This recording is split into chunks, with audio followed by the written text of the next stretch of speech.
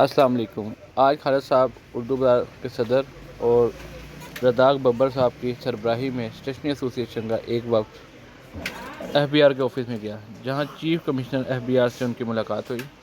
इस मौके पर स्टेशनरी एसोसिएशन के जनाब सरमद साहब, मोहम्मद कासिम शाहिद और अब्दुल्ला साहब और इसके अलावा बकाया तमाम भी मेंबरान मौजूद थे।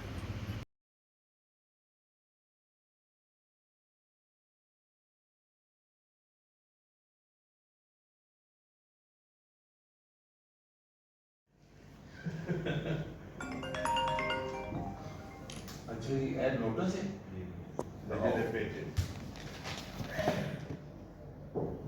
सारे कोई टाइम तो है कि तो ऐड शुरू करिए। बिल्कुल करें, बिल्कुल करें। आपको ना क्यों ना रजिस्टर करें। तो ये छोटे ताल्लुक में टियर 1 की एप्लीकेशन फॉलो नहीं करना चाहिए।